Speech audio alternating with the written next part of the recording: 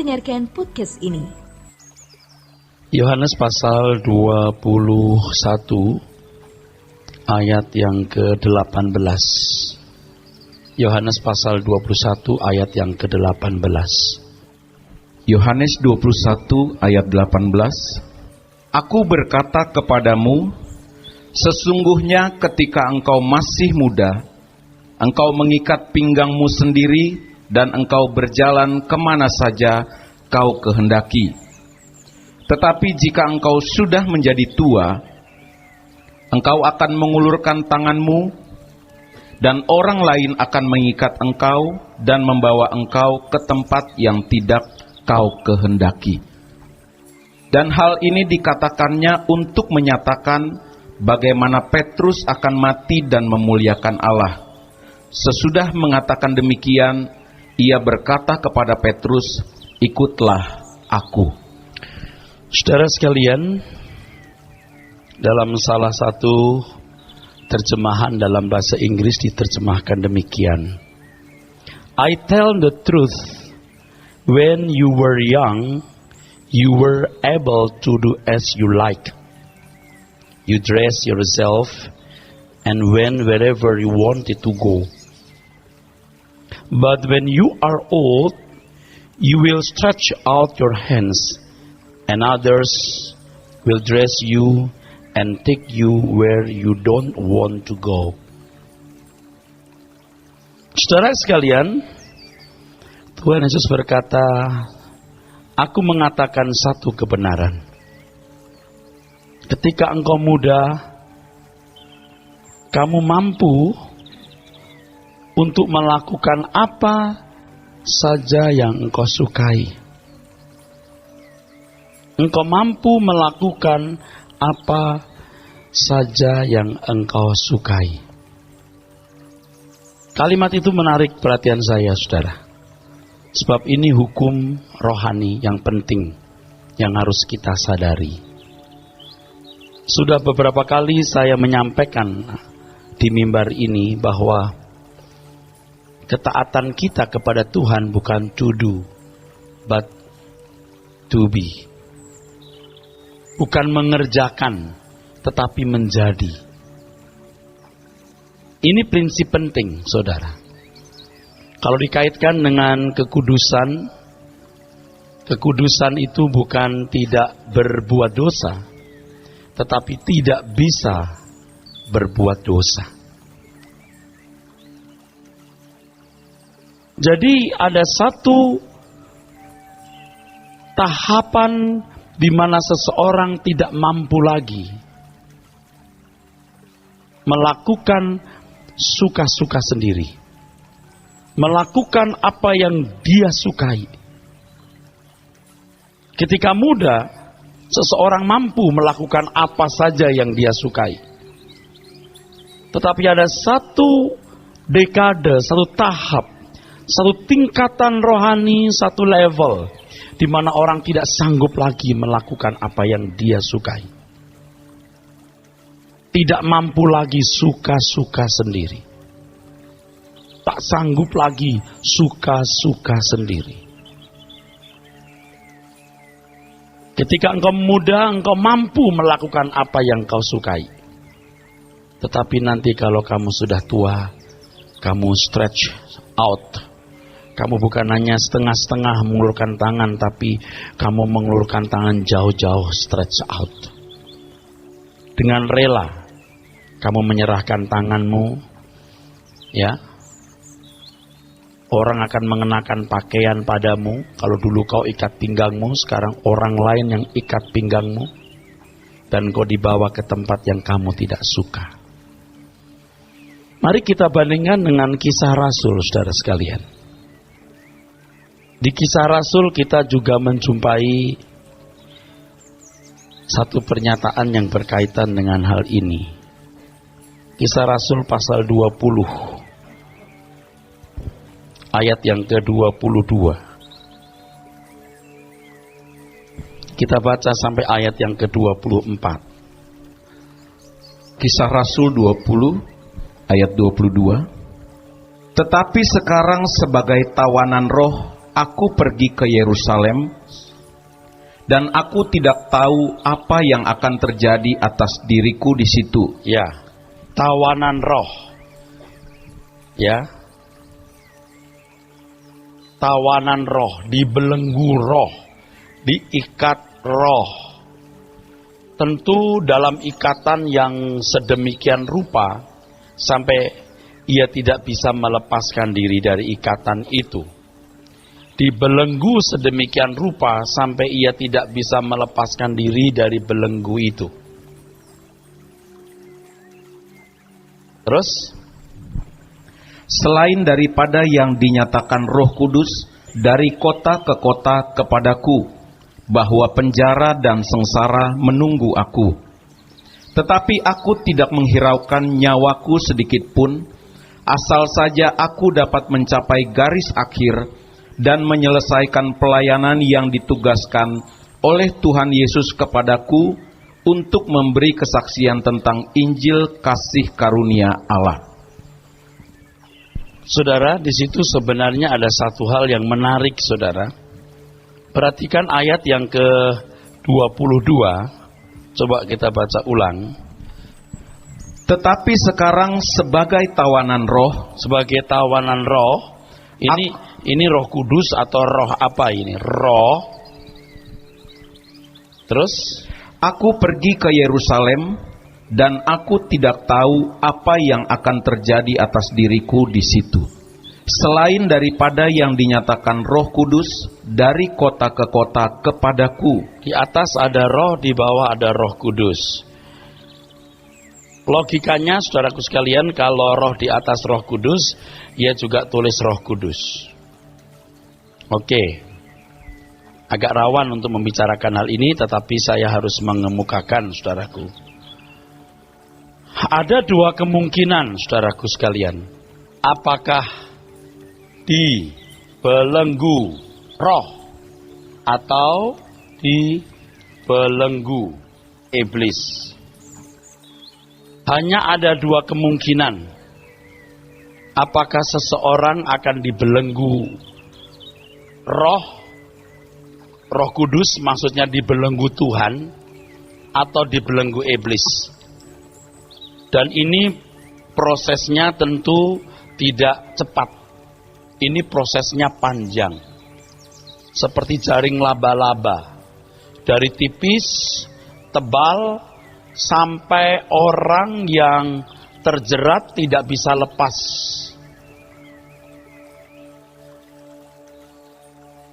Dibelenggu Roh Kudus atau dibelenggu iblis.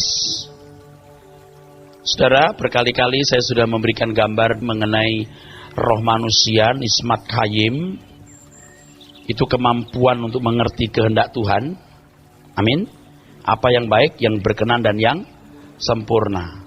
Oleh tawanan roh, aku tidak memperdulikan nyawaku. Aku pergi kemana yang Roh Kudus perintahkan aku harus pergi. Jadi roh kita, nismat khayim kita, mengerti apa yang Roh Kudus kehendaki untuk dilakukan. Itulah sebabnya dalam Amsal dikatakan bahwa roh manusia adalah pelita Tuhan. Nah, roh yang dimaksud di ayat 22, apakah itu Roh Kudus atau roh kita, tidak terlalu menjadi masalah. Tetapi saya senang kalau saya menyebutkan itu roh kita.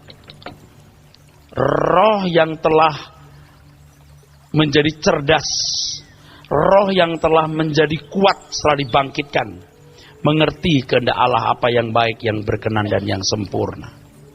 Coba ulangi pembacaannya 22, Pak. Tetapi sekarang sebagai tawanan roh, aku pergi ke Yerusalem, dan aku tidak tahu apa yang akan terjadi atas diriku di situ, selain daripada yang dinyatakan Roh Kudus dari kota ke kota kepadaku, bahwa penjara dan sengsara menunggu aku. Nah, kalau tadi kita membaca Petrus, saudara sekalian, telah dibelenggu, ya. Hari tuanya dia akan dibelenggu. Waktu muda ia mampu suka-suka. sendiri. Tapi kalau sudah menjadi tua, dia tidak mampu suka-suka sendiri. Dia dibelenggu, hidupnya hanya bisa suka-suka Tuhan. Manusia hanya punya dua kemungkinan. Makin dibelenggu oleh iblis atau makin dibelenggu oleh Tuhan. Dan kita membaca di sini bahwa Pauluslah contoh dari seorang yang ditawan oleh rohnya. Rohnya yang menjadi cerdas, rohnya yang menjadi kuat. Sehingga mengerti kehendak Tuhan apa yang baik, yang berkenan, dan yang sempurna. Dan kalau sudah sampai level ini, sudah sampai stadium ini, seseorang tidak mampu suka-suka sendiri. Tidak mampu suka-suka sendiri. Jadi bukan tuduh, tapi to be. Dan ini tingkat kesempurnaan yang dikehendaki oleh Tuhan Yesus. Makananku melakukan kehendak Bapa dan menyelesaikan pekerjaannya. Melakukan kehendak Tuhan. Mari kita melihat dulu yang dibelenggu iblis ini, saudaraku. Iblis juga kerja terus. Tiada henti dia berkarya untuk terus memancarkan ide demi idenya. Ide demi idenya. Yang kemudian menjadi pemikiran atau thought. Pemikiran. Dari pemikiran menjadi konsep. Kalau konsep ini sudah mengkristal. Dari konsep ini seseorang menafsir kehidupan. Apakah hidup itu? Dan ini sudah susah dirubah. Dari muda orang sudah mendapat ide-ide. Ya, dapat ide-ide. Lalu menjadi pemikiran. Dirami terus jadi konsep. Dan kalau sudah menjadi konsep itu merasuk dalam jiwa. Dan saya khawatir, saudaraku, saya khawatir. Dipertimbangkan saja, saya belum membuat rumusan yang kuat. Kalau sudah mendesak masuk roh, itu rohnya rusak. Sampai tingkat menghujat Roh Kudus. Jadi roh tidak bisa lagi connect dengan Roh Kudus. Udah bertolak belakang. Saya sering mikir, bisa nggak roh itu rusak? Saya lebih cenderung mengatakan bisa. Karena iblis pun punya roh bisa rusak. Iblis pun punya roh bisa rusak. Iblis itu adalah malaikat yang Tuhan ciptakan. Pasti Tuhan tidak menciptakan iblis sebagai makhluk yang jahat. Tetapi kejahatannya dibuat sendiri. Dalam keputusannya, dia punya kemampuan untuk memberontak kepada Tuhan. Saya khawatir. Ini sampai tingkat itu. Saya khawatir sampai tingkat itu. Jadi, kalau ini tubuh atau daging, ini roh, ini jiwa, ide-ide ini masuk, menjadi pemikiran, lalu jadi konsep. Jiwa diwarnai oleh apa yang dia lihat, apa yang dia dengar. Saya khawatir sampai tingkat di mana rohnya menjadi rusak. Kalau orang mendengar firman, nanti kita akan belajar, firman itu memperbaharui pikiran sehingga orang mengerti kehendak Tuhan, apa yang baik, yang berkenan, dan yang sempurna, karena memang itulah kemampuan yang diberikan sejak semula. Tetapi sebagai kebalikannya, kalau ini rusak, saya mendesak ke roh jadi padam. Karena jangan memadamkan roh, ingat. Ini menghujat roh. Roh Kudus sudah tidak bisa connect, nggak bisa bicara. Dulu saya berpikir, bisa nggak ya roh manusia rusak? Kalau iblis bisa, kenapa manusia nggak bisa? Kemungkinan bisa besar. Mestinya roh manusia menjadi kuat, jadi cerdas ketika pikirannya dibaharui oleh firman. Sehingga hidup manusia menjadi tawanan roh. Jiwa ini mengendalikan seluruh kehidupan. Kalau jiwa dibaharui oleh firman, ya, jiwa dikendalikan oleh firman itu. Roh akan menguasai jiwa. Kehendak-kehendak Tuhan akan dipahami oleh roh. Tapi ini tidak bisa dalam waktu singkat. Tahapan-tahapan yang ketat. Di Matius 16 ayat 23 kita baca dulu. Matius 16 ayat 23. Maka Yesus berpaling dan berkata kepada Petrus, "Enyahlah iblis, engkau suatu batu sandungan bagiku, sebab engkau bukan memikirkan apa yang dipikirkan Allah, melainkan apa yang dipikirkan manusia." Ya. Pertimbangan saya lagi, mengapa roh bisa rusak adalah roh manusia itulah nurani. Nurani. Suneidesis. Kalau jiwa sudah begitu keruh, sehingga mendesak ke roh, roh tidak bisa memiliki mata hati, mendesak tidak memiliki mata hati, nuraninya mati di sini. Nah, kita membaca tadi Matius 16:23, ini kan bagian dari fragmen di mana Petrus mencegah Tuhan Yesus ke Yerusalem. Itu inti dari karya keselamatan Allah. Dia harus ke Yerusalem. Dia harus mati di sana.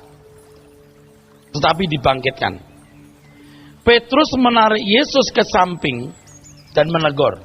Kiranya Allah menjauhkan hal itu. Betul? Petrus yakin benar, yakin sekali bahwa apa yang dipikirkan itu benar dari Allah. Dan yang dikemukakan Tuhan Yesus bukan dari Allah, dari setan. Kiranya Allah menjauhkan hal ini. Hal ini sekali-kali takkan menimpa engkau. Tapi Tuhan berkata apa? Nyala iblis, engkau satu batu sandungan bagiku, sebab engkau bukan memikirkan apa yang dipikirkan Allah, tetapi yang dipikirkan manusia. Saya tanya kepada saudara, kalau kita jujur, yang kita pikirkan lebih banyak yang dipikirkan manusia atau apa yang dipikirkan Allah? Nah, jawab sendiri saudara. Petrus kerasukan iblis itu tidak sekejap. Bukan secepat kilat iblis masuk cus dalam dirinya langsung. Dia punya ide yang salah. Ide itu memang sudah merasuk dalam jiwanya melalui proses panjang. Ketika dia melihat konsep orang Yahudi mengenai Mesias. Mesias itu tokoh yang punya kesaktian secara fisik, kedikdayaan secara jasmani, yang akan menghalau tentara Roma, ya, seperti Daud menghalau bangsa Filistin dengan menggulingkan Goliat. Itu konsep Petrus. Itu bukan diterima sekejap. Dia menerima itu dari tahapan ke tahapan sampai melekat. Kalau Tuhan tidak menghardik sekeras itu, kira-kira Petrus sampai mati sesat enggak? Sampai mati dia kerasukan iblis. Pikirannya itu bukan dari Allah, dari iblis. Sampai mati dia kerasukan iblis. Saudara sekalian, ada catatan kecil di sini yang mengganggu pikiran saya kalau tidak saya kemukakan, ya. Dengan kedatangan Tuhan Yesus, maka manusia harus mengambil sikap di pihak Yesus atau di pihak setan. Ingat kalimat ini, barangkali nanti akan saya perjelas dalam satu khotbah. Kedatangan Tuhan Yesus memposisikan manusia untuk bersikap di pihak Tuhan Yesus atau di pihak iblis. Tetapi sebelum itu manusia bisa dihakimi menurut perbuatannya. Tetapi kalau sudah mendengar Injil, dihakimi menurut sikapnya terhadap salib. You pro atau tidak? Oh saya pro, oke, kalau you pro, you harus turuti. Nggak mau, berarti you nggak mau pro. Percaya itu bertindak. You pro atau tidak? Saya nggak terima dia, sudah. Jadi dihakimi menurut salib. Nah ini catatan penting yang harus saya mention ke saudara, ya, saya harus tunjukkan kepada saudara di pihak Tuhan Yesus atau tidak. Kalau engkau tidak di pihakku, engkau melawan aku, betul? Ini harus dijelaskan dalam satu segmen khusus. Tapi kali ini saya hanya memberikan catatan. Oleh sebab itu saudara, jangan tidak hadir di suara kebenaran demi keselamatan saudara. Saudara sekalian, jadi Petrus itu sudah mengakumulasi ide demi ide yang menjadi pemikiran dan membangun konsep bahwa Mesias itu seperti ini. Itu tidak berat masuk, tapi lewat tahapan-tahapan. Kalau bisa dilihat bangunan pikiran saudara, itu banyak pikiran iblis di situ. Yang harus dikuduskan. Yohanes 17 ayat 17. Kuduskan mereka dalam kebenaran. Firman-Mu adalah kebenaran. Firman yang murni. Firman yang Tuhan Yesus ajarkan. Inilah hidup yang kekal itu. Itu di Yohanes 17 ayat 3. Mereka mengenal Engkau Allah yang benar dan Yesus Kristus yang Kau utus. Injil itu maksudnya. Yang diajarkan Tuhan Yesus. Jangan pungut ayat perjanjian lama tanpa tahu konteksnya. Akhirnya membangun ayat setan. Ingat, iblis pun pakai ayat menjatuhkan Tuhan Yesus. Saudaraku sekalian, jadi ide demi ide itu jadi pemikiran, jadi konsep. Ini kalau mendesak nuraninya menjadi mati, ini sangat besar kemungkinan. Kalau saya sih yakin, yang dimaksud Tuhan dengan perkataan mata adalah pelita tubuh. Kalau matamu jahat, gelaplah seluruh tubuh. Udah tidak mengerti kehendak Tuhan itu apa? Kamu batu sandungan bagiku. Kamu bukan memikirkan apa yang dipikirkan Allah, tetapi apa yang dipikirkan manusia. Oleh sebab itu, kalau kita mau jadi anak Tuhan yang benar, betul-betul tidak boleh materialistis sama sekali. Tidak boleh. Uang akar segala kejahatan. Betul-betul asal ada makan pakaian, cukup. Ini tidak membuat kita jadi miskin. Tapi kalaupun kita jadi miskin, tidak masalah. Artinya, dia tujuanku. Dia nilai makna hidupku. Dia arti hidupku. Tanpa dia aku tidak punya tujuan hidup. Tanpa dia hidupku tidak berarti, tidak bermakna. Tanpa dia hidupku tidak bernilai. Itu berarti kita harus mengenal betul Tuhan. Mengerti kehendaknya untuk kita lakukan. Dan gak ada cara lain untuk itu kecuali rohnya dikuatkan, dihidupkan, dibuat cerdas. Pencuri itu datang untuk mencuri, membunuh dan membinasakan. Dia gelapkan itu pikiran orang. Sekarang Petrus mau di pihak siapa? Di pihak Tuhan. Lakukan kehendakku. Saudara akan kaget kalau membaca teks atau ayat-ayat sebelumnya. Di Matius 16 itu. Petrus baru saja mengatakan engkau anak Allah yang hidup. Ini Bapak di sorga yang menyatakan. Betul? Baru dia mengatakan itu. Loh, kok langsung kerasukan iblis? Jadi ada konsep-konsep yang sudah benar, wahyu dari Allah. Tapi ada konsep-konsep yang belum benar. Pak, coba baca ayat sebelumnya, Pak. Matius 16 ayat 15. Ya. Lalu Yesus bertanya kepada mereka, "Tetapi apa katamu, siapakah aku ini?" Maka jawab Simon Petrus, "Engkau adalah Mesias, anak Allah yang hidup." Kata Yesus kepadanya, "Berbahagialah engkau Simon bin Yunus, You are blessed, Simon, son of John." Terus, sebab bukan manusia yang menyatakan itu kepadamu, iya, terus, melainkan Bapakku yang di sorga. Because my Father in heaven has revealed this to you. Coba. Tetapi baru ngomong begitu, berikutnya ini ayat 23, setan pergi kamu. Bayangkan, saudara. Jadi tidak gampang loh ngusir. Oh, udah dapat wahyu, setannya kabur. Belum. Masih bersama saya? Oh, percaya Yesus Allah yang hidup, percaya, amin. Tetapi susunan struktur bangunan pikiranmu itu sudah beres belum? Orang-orang sekarang kalau sudah mengaku Yesus Tuhan aja rasanya sudah setinggi langit, dia terbang bagai Raja Wali. Struktur bangunanmu bener enggak? Jadi kalau kamu di pihakku, Petrus, pikirkan apa yang dipikirkan Allah. Jangan menyederhanakan kebenaran. Sudah dapat wahyu dari Allah bahwa Yesus adalah anak Allah yang hidup. Lalu selamat otomatis? Rasanya itu enggak deh. Di situ enggak loh. Masih kerasukan iblis. Jadi enggak simple. Tapi juga jangan dibuat complicated. Saya kira jelas ini saudara sekalian. Saudara harus dikuduskan oleh firman, oleh kebenaran. Saudara boleh buktikan nanti. Satu kalimat, dengar ya. Kalau saudara makin mengerti kebenaran, saudara akan memiliki kecerdasan-kecerdasan yang tidak saudara duga sebelumnya. Ketika saudara menasihati seseorang, ketika saudara mengambil keputusan, saudara akan kagum. Kenapa aku bisa mengatakan ini? Kenapa aku bisa mengambil keputusan ini? Kenapa aku punya keberanian seperti ini? Nah, di situ kecerdasan roh saudara bertumbuh atau berkembang. Dan itu sangat bertahap. Sangat bertahap.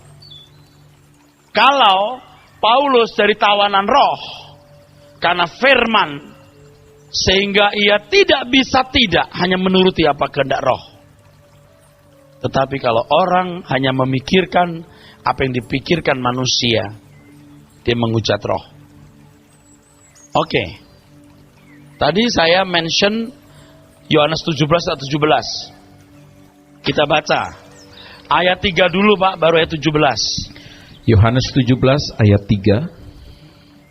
Inilah hidup yang kekal itu, yaitu bahwa mereka mengenal Engkau satu-satunya Allah yang benar dan mengenal Yesus Kristus yang telah Engkau utus. Inilah hidup yang kekal itu, artinya inilah hidup yang berkualitas itu. Inilah hidup yang berkualitas, mengenal Engkau. Kalau kita membaca Matius 11, tidak seorang pun mengenal Bapa kecuali anak, dan kepada siapa anak itu menyatakan diri. Jadi ini Injil.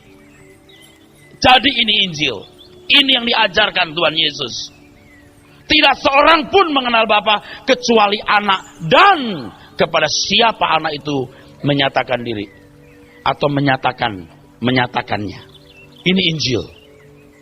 Injil aja belum becus, belum paham dengan baik, belum becus memahaminya.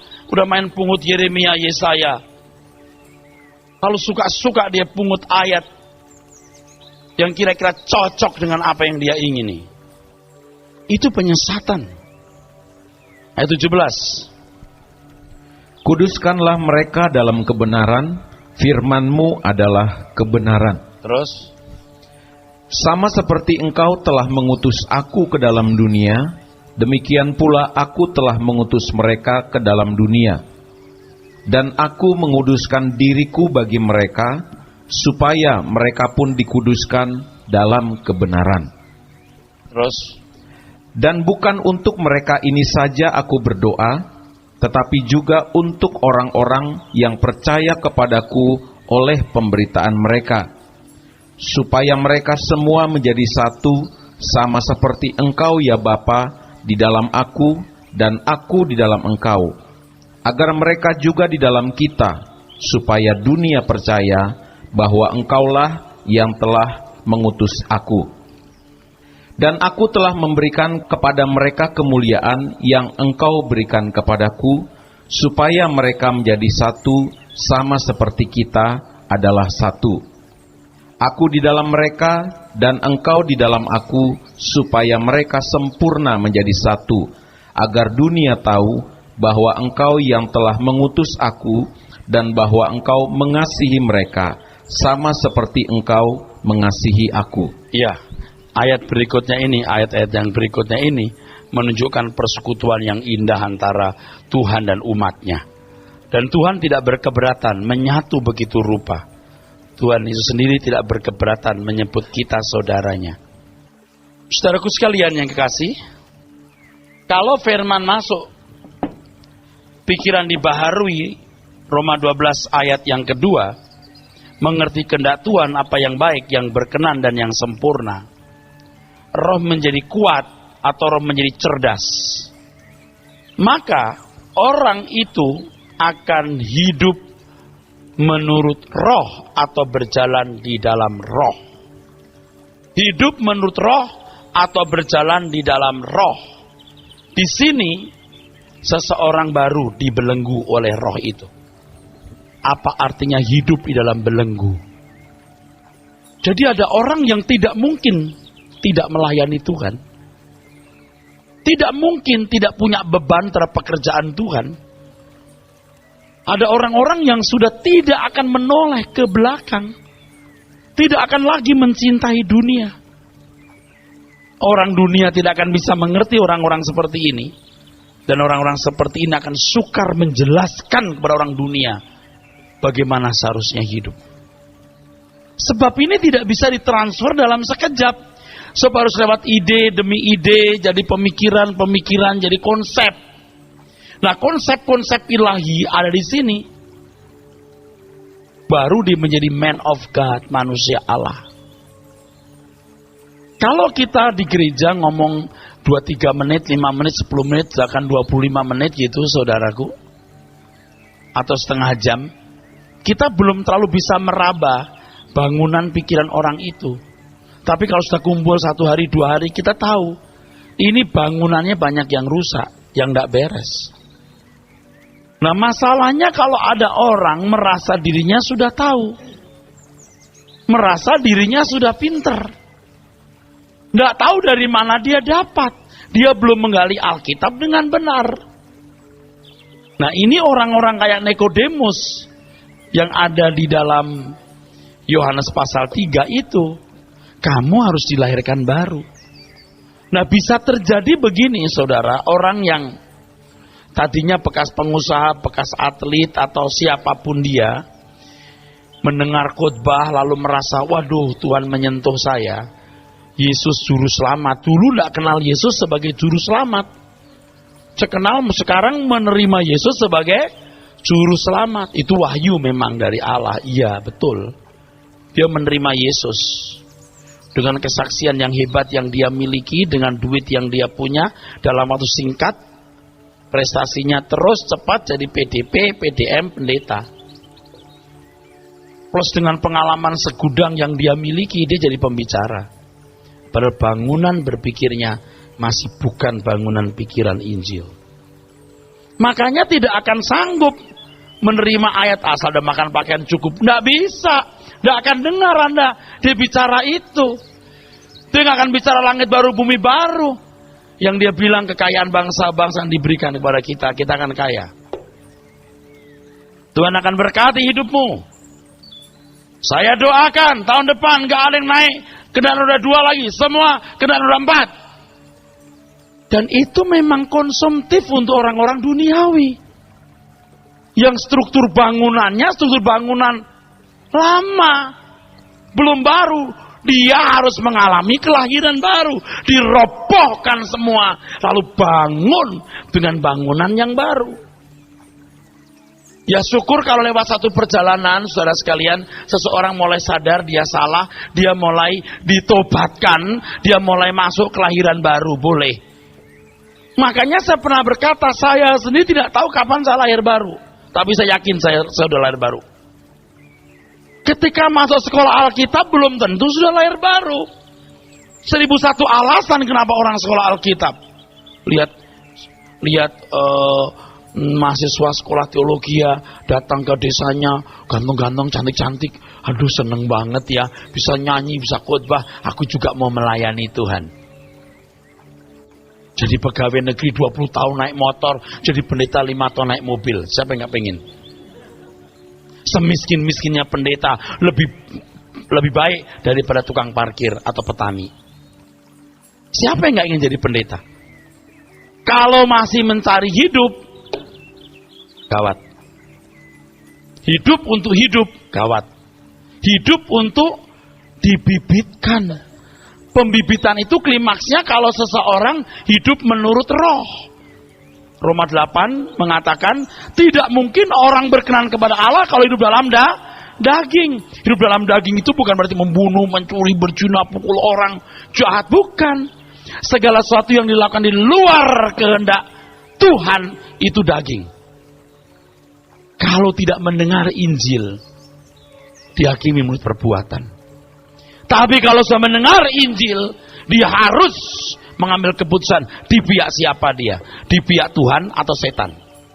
Kalau dia di pihak Tuhan, dia harus mendengar apa yang Tuhan katakan. Ini anakku yang kukasihi, kata Bapa di surga.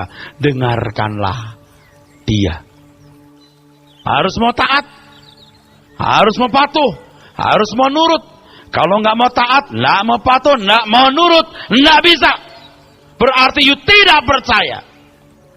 Maka hitung dulu anggarannya. Lukas 14 ayat 33, barang siapa ikut aku tapi tidak melepaskan dirinya, enggak bisa jadi muridku. Enggak bisa ku bentuk, enggak bisa ku didik, enggak bisa ku ubah. Ini merenggut hidup kita. Saudara, membaca Alkitab. Bagaimana orang muda kaya yang berkata, Tuhan, apa yang harus kulakukan supaya aku beroleh hidup yang kekal? Ya lakukan hukum Taurat saja. Hidupmu bernilai, berkualitas.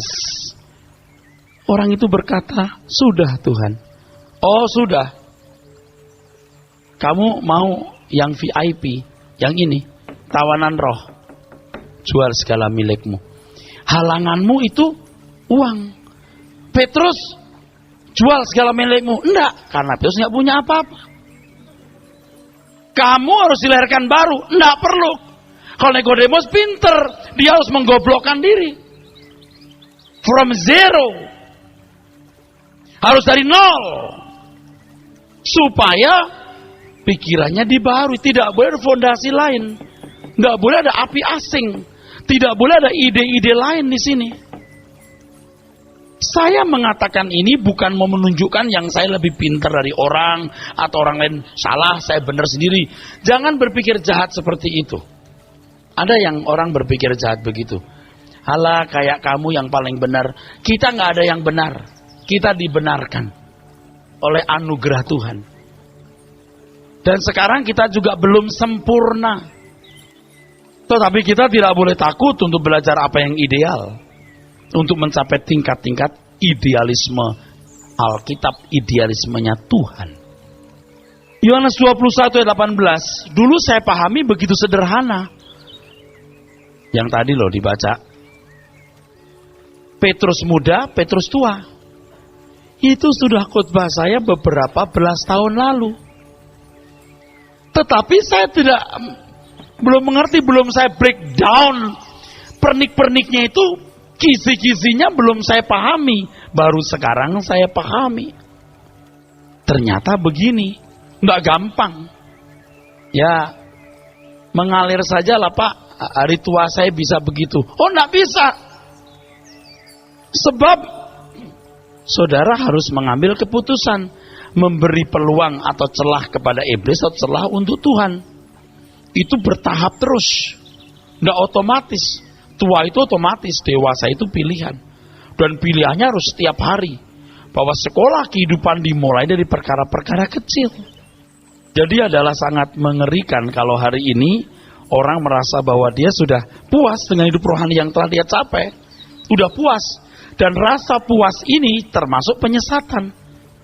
Kalau orang merasa puas dengan kerohanian yang telah dia capai, itu kerasukan setan juga. Itu penyesatan. Tapi kalau orang merasa puas berkenaan dengan pemenuhan kebutuhan jasmani, itu baru pikiran Allah. Tapi orang sekarang kan nggak puasnya dari hal-hal jasmani, ya, dari perkara-perkara materi. Kalau pakai handphone yang udah dulu harganya 4,5 juta ya, waktu pertama muncul, sekarang 350.000 ya. Itu handphone begitu dia pikir sudah kelas zaman kelas kubilaikan atau zaman tahun kapan, malu makanya. Bukan tidak boleh ganti handphone, tapi kalau dasarnya supaya keren, ya saya nggak ngerti, ya. Nah, saudara sekalian, sebenarnya kalau seseorang dipenuhi oleh firman sehingga rohnya menjadi kuat, menjadi cerdas, itu yang namanya kepenuhan roh secara permanen. Roh. secara permanen. Ada orang yang kepenuhan roh secara tidak permanen. Bisa. Tiba-tiba bahasa roh, rebah atau berbagai manifestasi. Bisa. Tapi habis bahasa roh, keluar di jalan, dia sial-sialin orang. Mulut yang sama, yang tadinya berbahasa roh, sekarang berbahasa ular. Tapi kalau kepenuhan roh secara permanen, enggak bisa. Enggak bisa. Konsepnya telah dirubah. Saudara masih bersama saya? Ini kepenuhan roh secara permanen. Sekarang ini diganti dengan cara begini. Siapa yang belum kepenuhan roh, didoakan. Saya bukan tidak percaya hal itu. Tetapi kalau itu menjadi ukuran kedewasaan, jadi salah. Siapa yang belum berbahasa roh? Mari. Saudara akan saya doakan agar kepenuhan roh lalu berbahasa roh. Oke, setelah itu mau apa? What next setelah itu? Setelah itu ya udah bahasa roh terus saja. Apa cukup itu? Bodoh. Bodoh. Sebab yang penting bukan karunia tapi buah roh. Nah, kalau seseorang dikuasai oleh kebenaran firman pikirannya, sehingga roh mengendalikan seluruh kehidupan, baru menghasilkan buah roh. Buah roh ini tidak mungkin menghasilkan buah daging. Tidak mungkin. Kalau saya katakan menjadi Kristen itu bukan menjadi orang baik, tetapi menjadi sempurna. Saudara ya, ada orang-orang dengan filosofinya tidak membalas kejahatan dengan kejahatan. Dipukul mengalah, dibunuh pun tidak melawan. Kita kan mulai tanya, apakah ini yang namanya hidup dalam kasih? Enggak. Saya jabarkan di situ, enggak.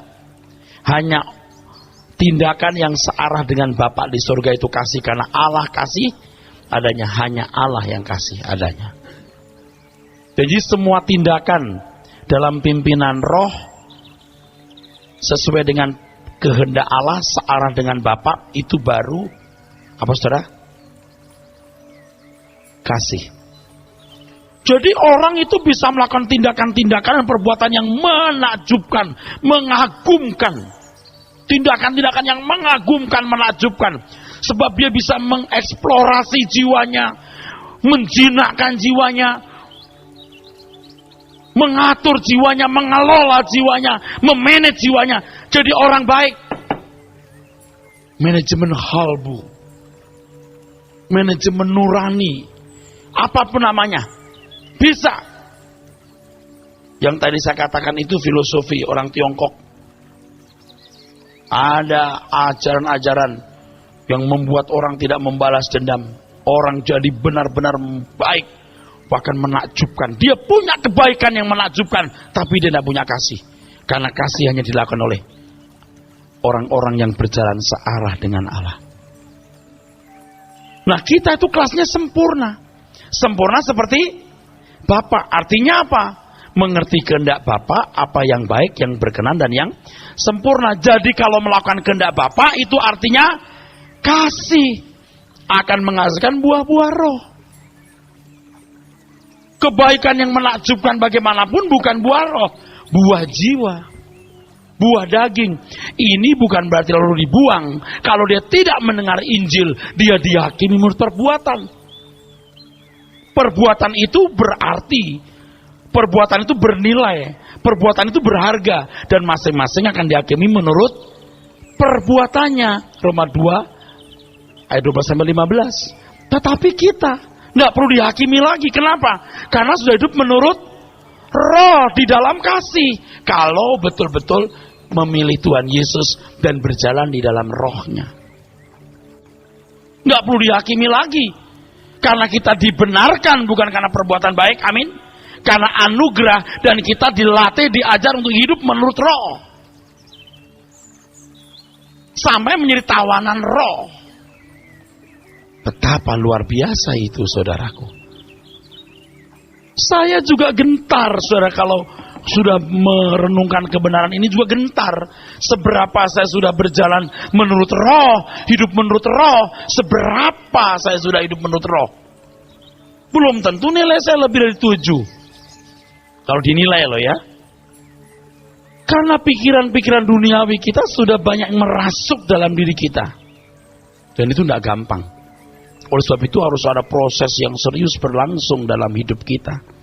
Dan kalau ini sungguh-sungguh berlangsung dengan baik, maka saudaraku sekalian, doa Bapa kami yang berbunyi, datanglah kerajaan-Mu, jadilah kehendak-Mu di bumi seperti di surga, baru terwujud. Di mana orang hidup di dalam kedaulatan Allah. Hidup dalam kedaulatan Allah yang mutlak. Jadi doa Bapa kami nggak bisa diajarkan kepada Daud, nggak bisa diajarkan kepada Abraham. Itu hanya untuk orang-orang yang bisa hidup menurut roh. Datanglah kerajaan-Mu, jadilah kehendak-Mu di bumi seperti di surga. Di surga itu kedaulatan Allah penuh dihargai. Bagaimana orang menghargai kedaulatan Allah penuh? Daud nggak bisa. Walaupun hatinya mengasihi Tuhan begitu rupa. Abraham tidak bisa. Walaupun imannya luar biasa begitu rupa. Adalah konyol kalau kita balik ke doa Yabes. Itu untuk orang-orang perjanjian lama. Yang masih mau tanahnya ke kanan ke kiri. Tapi kan banyak pendeta pinter. Kan ke kiri artinya jiwa-jiwa dimenangkan. Haya, you paling bisa. Itu konteksnya bukan jiwa-jiwa, memang tanah fisik. Jangan dialegorikan begitu, namanya alegoris namanya. Suka-suka ditafsirkan. Yang benar adalah seseorang harus kembali kepada apa yang Tuhan Yesus ajarkan. Apa yang Tuhan Yesus ajarkan itu epicentrum. Itu pusat dari kebenaran. Setelah Anda memahami apa yang diajarkan Tuhan Yesus supaya lebih lengkap, akarnya di perjanjian lama. Saya berharap semua kita menjadi seperti Petrus tua yang hidup dalam tawanan roh, juga seperti Paulus udah tidak bisa menoleh ke belakang, yang filosofinya adalah bagiku hidup adalah Kristus dan mati adalah keuntungan. Amin.